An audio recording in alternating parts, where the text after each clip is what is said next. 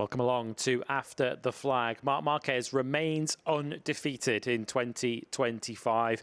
2 poles, 2 sprint wins and 2 Grand Prix wins. In many respects, a Grand Prix that followed a similar template to what we saw in Buriram last time around, where Alex Marquez did a lot of leading, but in the end, Jack Appleyard, who joins myself, Lewis Suddaby, for After the Flag, it was Marc Marquez who ultimately just had a little too much. Yeah, a similar script, but a very different story. 2 weeks ago in Thailand, I think we knew the whole way through that Marc had it under control. It was extenuating circumstances with that front tyre that forced him to be behind Alex. But today, Alex Marquez was absolutely brilliant. He pushed his brother to the very limit, and we saw he crossed the limit on a couple of times, whether it was that rear end slide that nearly sent him over the top, whether it was when he tried to make the move on the first occasion and ran wide, let the brakes off, not wanting to tuck the front end. Alex dragged the very best out of Marc today, and we did see the very best in Marc, because that performance, that win, is up there with one of the best we've seen since the injury in 2020. The manner in which he was able to control the pace, which was red hot at the front by Alex, and then he took his chance and just drove clear. That the last few laps, what he was able to find there to really stamp his authority and stamp that victory was brilliant from Marc Marquez. And as you say, another hat-trick. I think that's the first rider in the sprint era that's ever been able to do that, and that just shows the rich vein of form he's in at the moment and just how dominant he is right now. Yeah, maximum points for Marc Marquez. He has already pulled out a fairly comfortable advantage, certainly over his teammate, Peco in the championship, which we'll discuss later on. But as you say, it's a good point you make, as we sort of worked through the story of the race. Marc Marquez made a mistake into turn 1, went wide and allowed Alex to go through. Alex Marquez has, without question, elevated himself in 2025. Sure, of course, he is on a Ducati TP24, which we know is one of the greatest motorcycles that's ever been designed and built in MotoGP. This was the moment where Alex went through into the lead, but it was very clear from very early on that this wasn't going to be the comfortable cruise to victory to get back past his brother. Marc Marquez was on the limit trying to get back through. He really was, and Alex came under quite a bit of criticism last year. He was on the 23 machine and just wasn't able to produce any results. Yes, that weight for a first Grand Prix win does go on, but I think all of us that have watched it, whether up in the commentary box in pit lane or even the guys and girls at home, can confidently say that a victory is going to come Alex Marquez's way this year if he continues riding in the manner that he is at the moment. He struggled at first to adapt with the new construction rear tyre that was introduced at the start of last year, but not only has he got his head around that, but this GP24 that he's on now has just gelled brilliantly with him. Yes, the bike is a lot better than what he was on last year, but Frankie Morbidelli is on that GP24 and has got 12 months experience. Peco is on the GP25 and isn't being settled. We'll touch on that in a moment, but there is no doubting right now Alex Marquez is the second best rider in the world, and quite comfortably he's that as well.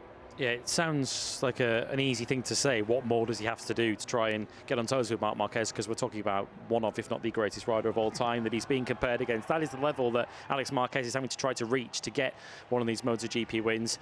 Marc said the level he's riding at, it's going to come eventually. It does feel like an inevitability that Alex is going to get that victory if he continues on this level. But we saw once again today, Marc Marquez ain't going to give it easy, even his little brother. No, not at all. If any of you at home were watching the first 15, 16 laps and thought that maybe Marc was feeling a little bit generous today and might hand younger brother victory today, that's not how Marc Marquez operates. He's out here to win as many races. It was in his mind though, didn't he? When he made that move into turn 5 and had to let the brake off, he was like, I have to be very, very careful to get this right because I don't want to take my brother out. Well, that's it. It was obviously on his mind, and he was never going to give him the victory, but that just proved how hard he had to push. We said he had that moment on the rear end, which was very close, as he went through under the inside. Maybe if it was someone else, I'm sure if it was someone else, he might not have been as hesitant as he was, but in the end, getting the job done. But yeah, I have to say, we've been very impressed with Marc, but I don't think it's surprised anyone that Marc Marquez now on the factory Ducati is producing these levels of performances. For me, the big surprise of the year so far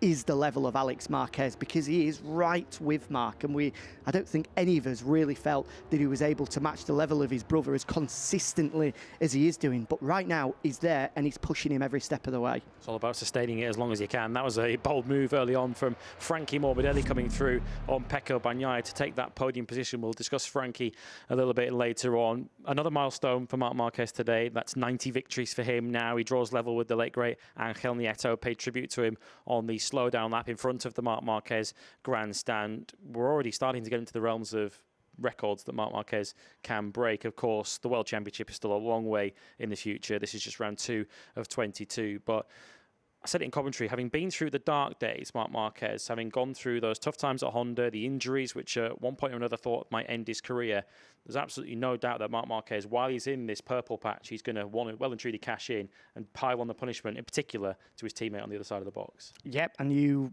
do get the real sense that this purple patch is only going to roll into Austin, one of his favourite circuits, in 2 weeks' time. I think the interesting fact so far, correct me if I'm wrong, but of the opening 2 rounds of the year, we've not seen Marc dump the number 93 once yet, which shows he's in control at the moment. Yes, he was pushed today and he had big moments, but he's been able to do what he's done. Back-to-back hat-tricks, the first rider in the sprint era to be able to do that, and without a single crash, which, you have to say, throughout Marc Marquez's career, that's not in his DNA. Normally, he's right on the limit. He's having to extract the absolute maximum out of the bike to be there fighting for wins. But so far, the fact that he hasn't crashed once yet so far this season indicates that he's not yet at the limit of the bike. That will be a concern to everyone. Yeah, the closest I think we came to seeing Marc Marquez dump it was when the rear end slid on him coming through turn 11 partway through that race when he was up behind his brother. Other than that, he's looked well and truly in control. I guess from what we've seen so far in 2025, have we seen in the final 3 or 4 laps here and the final 3 or 4 laps in Buriram, are those the sort of 2 short windows where we've seen Marc Marquez well and truly have to dial it up to 11? Yeah, the final 5 laps of the race, the final 20% of the race, those are the money laps. Those are the laps that you have to bring your best. Those are the laps where you go out and you take victory. And Marc Marquez has saved his best till last. He's been able to conserve the rear tyre. He's been able to conserve the front tyre in Thailand on both occasions to make sure that when it got down to the business end of the Grand Prix, he's able to elevate that level to go clear of everyone else. And I think we'll get on to Peco Bagnaia now. I have to say, it's another Sunday, back-to-back Sundays, where the age-old script of Peco Bagnaia isn't happening. From Saturday to Sunday in Thailand, he didn't find a step. From Saturday to Sunday here again, he hasn't found a step. That's got to be concerning for him. We'll come on to him shortly, but let's get some live reaction. Matt Bird is standing by with second place finisher today. Another cracking ride. He led for so long, but in the end it was second. For Alex Marquez, he's with Matt. Yeah, another brilliant weekend here in Termas Rio Hondo for Alex Marquez. Alex, another front row start, sprint second yesterday. You led that Grand Prix for so long. Mark said afterwards he really had to push at his absolute limit to beat you. So give us your assessment of what's been another fantastic weekend. Happy second again, but super happy. I mean, I think today we were closer than ever of my first MotoGP victory. I mean, I tried my best. I mean, I tried to push. I know that being in front of Marc, I was using a little bit more rear tire, especially here in turn 6, turn 11, turn 7, 8. So, but I say, okay, I try to keep, I try to push, I try to keep focus until the end. And then when he tried to overtake me in turn 5, he went a little bit wide, and I say, okay, now I try to push. I try to make one fast lap. I did 38.3. But he did 38.2, so I say, okay, finish like this. I mean, I cannot go in that rhythm because I was really on the limit and not feeling really safe.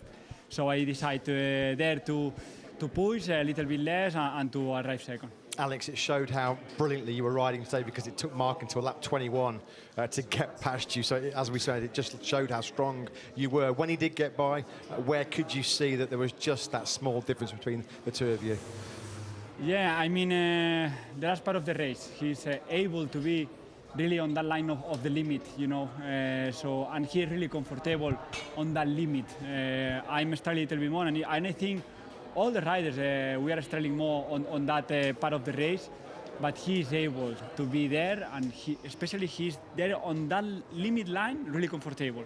And is where he did more the difference. So, I mean, I need to improve in that point of the race, but you know, I'm super happy about my pace, my rhythm, especially my feeling on the bike. So we need to keep going like that. You showed how strong you were in Thailand. You showed how strong you were again here in another completely different track like Termas. I mean, this must be the strongest you felt in MotoGP, Alex. I mean, so much confidence, so much belief. Of course. I mean, we're in a really good shape. We are achieving and score really important points for the championship. So we need to keep going like this. Texas will be a good test for us because it's a track maybe that is not really favorable to me if we compare to Thailand or here in Argentina. So we'll see if we can be close, because when you are saying Austin, you see like Marc Marquez, and that is not easy. So we'll try to make our 100% again there, trying to be really focused from Friday to Sunday, and see if we can score also a good point for the championship. Just fine, Alex. You led for 16 laps in Thailand. You led for 17 laps here today in Termas. Why do big brothers always have to win? I think in Texas is 18, no? The race, or 20? 20, can be 20. So I will try, 18, later on 19, later on 20, and when we arrive to Jerez, maybe I can win. No, part of jokes, happy to lead a race. Leading a MotoGP race is where you get the experience to can win a MotoGP race. So I'm fighting with this bastard. He's Marc, he's 8-time world champion. What do you want? Yeah, I'm trying to be there. I'm trying to give my 100%. But at the moment, we don't have enough performance to beat him, but we are closer, so we need to keep going like that. Alex, it's fantastic to see you leading these MotoGP races. Long may it continue. Very well done. Thank you so much. Yeah, the maths don't quite add up yet for Alex Marquez. He'll get there eventually, the route that he's going down. He is riding in the best form of his MotoGP life. And as he pointed out there, Austin hasn't been the most profitable circuit for him in the past, so perhaps it may well suit Marc Marquez. Certainly history would indicate that. But he is riding so well at the moment. Do you feel these early rounds in particular are the best opportunity that Alex Marquez is going to get, given that we expect the factory Ducatis to potentially make a step forward if they introduce the new chassis? Or is this something that can be sustained long-term through this season? We saw throughout pre-season testing when we were there in Sepang and in Thailand as well, that, as Peco has described on multiple occasions, I think he said on Friday that actually he took a step backwards. He was on the 24.7 on Friday. It was described as a 24.9 earlier. So the level isn't too different. I think that Alex can be there throughout the year. Well, GP24's made up 2/3 of the podium today, because in third place, a welcome return for the first time in 4 years. Frankie Morbidelli is back on the box. He's with Matt. Yeah, and isn't it brilliant to see Frankie Morbidelli back on the podium in MotoGP? It has been 4 long years since Jerez 2021. I'm told, Frankie, 1,414 days to be precise since your last podium. That's why you're wearing probably the biggest smile right now in the whole of South America. There's been some tough times, Frankie, but all that hard work, all that sacrifice is for these days. You've never doubted yourself that you can back at the front. Podium here in Argentina, huge congratulations. What a ride. Yeah. 4 years we hanged on tight, and it's an amazing feeling. It was great. The team deserved this. We started really well the season. Since the beginning of the tests, we started working on the weak points, on our weak points, and we improved step by step. We still have to get better on some areas. For sure, like the starting position is not what I would like to. But anyway, this P3 feels amazing, and we take it big time. Talk us through the early part of the race, because obviously you have to be aggressive in MotoGP. I think there was maybe some concerns that you might be using that soft rear tyre too quickly, but you managed it fantastically well, and then you were under real big pressure late on from Peco, so it was certainly not an easy race for you.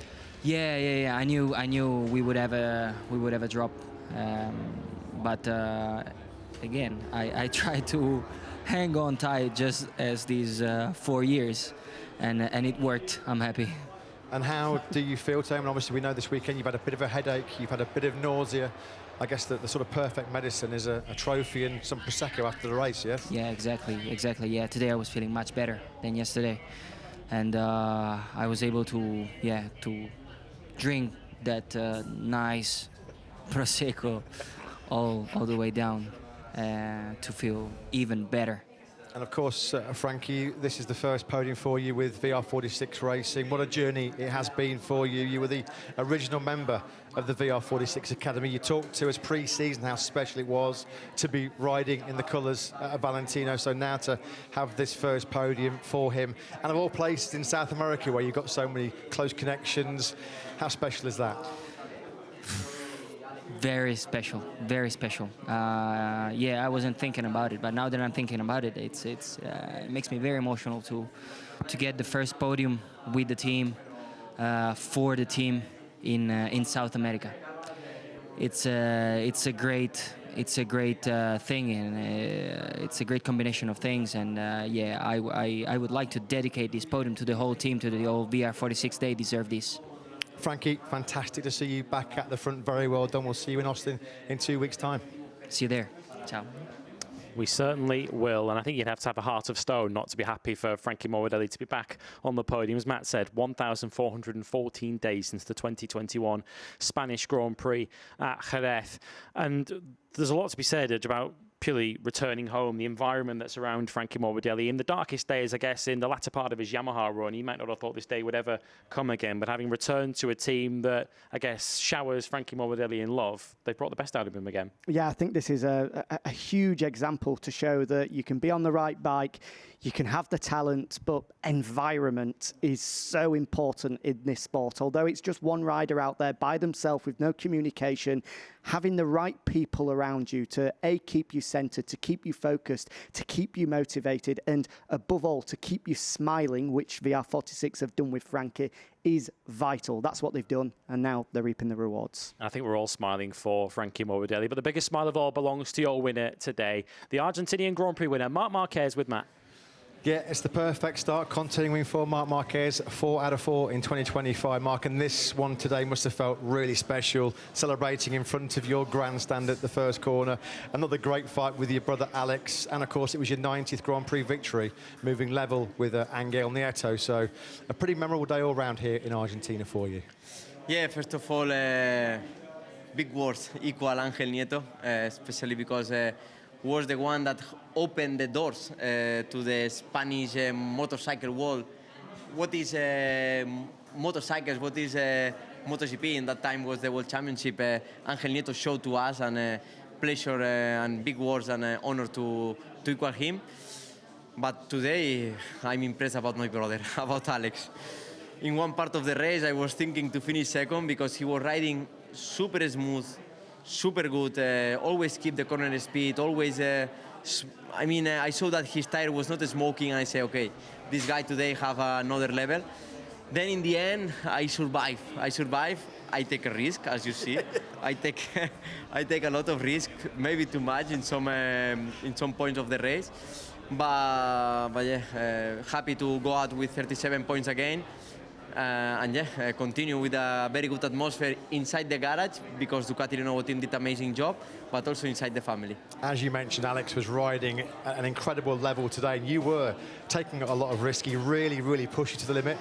Turn 11 looked like the biggest of all the moments you had. I mean, just talk us through that, because that looked pretty scary from the outside. Yeah, on that turn 11 already, I had some moments during all the weekend. Today in the Warm-Up I have similar moment, but today in the race was bigger.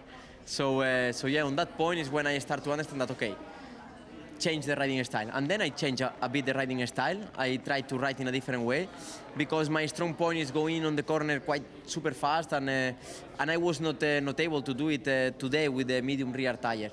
So yeah, I tried to change the riding style. I tried to survive that laps to see if I was able to be close to Alex, and in the end, with the used tire, I feel even better. And today, Mark, I mean, it was a little bit similar to Thailand, where you were chasing Alex for so much of the race. I mean, he said that at the moment the advantage that you have is in the sort of last 4 or 5 laps. We saw you attack strong late in Thailand, the same against today. Where do you think you sort of have that advantage over the rest at the moment at the end of the race? Today was not the plan to be behind Alex. My plan was try to lead the race, all the race. Even before the race, one of the points we have between us is like we are very honest. And I say to him, I will try to lead the race. And yeah, if you are behind, stay there. And on lap 12, 14, I will give my attack. And he said, okay, I will do the same. And in fact, he was leading the race, and on that lap 12, 14, he go on the 38 slows, and he did the same strategy. The most important is that we are very honest between us, and yeah, we are helping, because if he will win some races, more than one. So I will be very happy, and if I'm winning, he's happy too. And just finally, Mark, Alex led you for 16 laps in Thailand. He led you for 17 laps today. I'm a big brother. Big brothers always have to win, don't they? No, not always, not always. You know, when you passed over 20 years old, 22, then it's equal. but yeah, Alex, today I'm very impressed about his riding style. He was super smooth, and I'm very happy for him. And I know that when he's convinced, he's able to win a world championship, like he did in Moto3, like he did in Moto2. So at the end, he's the main contender or the main opponent for the championship. Austin next, one of your favourite tracks. How worried should the other riders be? Calm, relax, enjoy this race, and then Austin will arrive. Tranquilo. Awesome job, Marc. Well done. Congratulations. Certainly was an awesome job. Unbeatable once again. Let's see how long that transparency between the Marquez brothers lasts if they end up battling for a championship later on this season. Of course, two sides of the coin from a factory Ducati point of view. Marc Marquez, absolutely incredible again. Peco Bagnaia. Let's put Fermin Aldeguer to one side from a Ducati point of view because he had a long lap penalty. So there were 5 other Ducatis in the field. Peco Bagnaia was beaten by 3 of them. Yeah, not a good day at the office for Peco Bagnaia. Marc Marquez right there saying that my main opponent for the World Championship is Alex Marquez. That has got to sting for a man that has won 2 MotoGP crowns. And you have to say he's right at this current moment because ever since he's jumped onto this 2025 bike in 2025, he just hasn't looked settled throughout pre-season testing. He was always playing catch-up to Marc. At the opening Grand Prix, he was a long way off Marc. That gap hasn't closed here in Argentina as well. It's worrying times for Bagnaia because, as we said, we go to Austin next, where I think there's an expectation that Marc is, at the minimum, going to pick up a huge amount of points once again. And suddenly we get to Qatar, we get to Jerez, and he's already playing catch-up, potentially 40 points, maybe 50 points adrift, which is a nightmare. We know that he's been able to battle back before against the likes of Fabio Quartararo, against Jorge Martin, but he's up against, you know, one of the best that's ever done it. And Marc Marquez, once he feels that he has got his hand around your throat, he's not going to let go. That grip is only going to tighten. Bagnaia needs to find answers, and he needs to find answers quick, unless this World Championship might start to get away from him very quickly indeed, which I know are big things to say at only round 2, and potentially we're getting a little bit carried away. But the big thing for me, Lewis, as we said right at the start, is that so often we've seen from Saturday to Sunday, Bagnaia is able to take that big step and to really announce himself as a race-winning contender. At no point in none of the 4 starts we've seen so far this year have we legitimately believed that Bagnaia had the ability to fight for a win. No, he was, if anything, defending 3rd place from Johan Zarco yesterday, and at no stage did it really look as if Frankie Morbidelli was under intense pressure from him today. 5th place went down to the very last corner in the end between Fabio Di Giannantonio and Johan Zarco. Di Giannantonio continuing a fine day for VR46, 3rd and 5th for them. But we can't let this show go without mentioning Johan Zarco. In many respects, it feels like he didn't quite get the reward for the riding that he put in. But a 6th place for Honda, who are right on the heels of Aprilia now for 2nd in the Constructors' Championship. Johan Zarco, I guess, is he's the emblem of what has been a very strong start. Stronger than we expected from Honda at this stage. Absolutely. Magnificent work from Zarco once again. I'm sure that he will come and he'll speak to the media, and quite rightly, he'll be delighted, over the moon with that result today. But there'll be a part of him that is so disappointed that he got pipped on the final lap of the race by, you have to say, got to give credit as well to Fabio Di Giannantonio. Missed all of pre-season, wasn't at 100% in Thailand, but 4th yesterday, 5th today. A very, very good weekend for Digia, being able to manage that soft rear tyre magnificently, same as Frankie Morbidelli. But wow, Honda have taken a step. Do I think when we get to places with slightly more grip than what we've seen at the opening 2 rounds of the year, they won't be there fighting in those positions? I think we might see them just take a step backwards, and Yamaha take that much needed step forwards, because it's been a pretty disappointing start to the year for them. But you have to give credit where it is due. Honda have been magnificent over the winter to take a clear step forward, and right now Johan Zarco is proving why he's a 2-time Moto2 world champion. He's a MotoGP race winner because he's flying the flag brilliantly for the Japanese factory. Yeah, not a lot of luck for Yamaha today. Jack Miller made a haulix at the start, and Fabio Quartararo was tailgated by Marco Bezzecchi into turn 1 and was essentially last when the first lap was completed. the less said about KTM's weekend, probably the better. Brad Binder did at least salvage a top 7 for them out of the day. Pedro Acosta in the end finished in 9th. But if we're going to end on a positive story, we've already touched upon, I guess, a negative from an Aprilia point of view. Marco Bezzecchi down at the first corner. Once again, Ayagura showing what a star he is in the making. 15th on the grid, up to 8th. Yeah, magnificent. Again, I think the 3 standout riders, Alex Marquez, in fact, there's a few. Alex, brilliant. Frankie, brilliant. Johan Zarco, brilliant. And Ayagura, again, at a place he admitted is not his favourite circuit. He hasn't had the testing time to be able to match the results that he had at the opening round of the year. But to come through and make the moves he was making on the quality of riders he was, wow, Aprilia have really bagged themselves a gem in Ayagura. And Ayagura will head to Austin next, where Marc Marquez will surely go in as the red-hot favourite to make it 3 out of 3. If you're watching live, as you can see on your screens now, the press conference is coming right up. If not, make sure you're with us in a couple of weeks' time. The Grand Prix of the Americas as we return stateside to Austin, Texas. For myself, Jack, and the whole team, we'll see you then.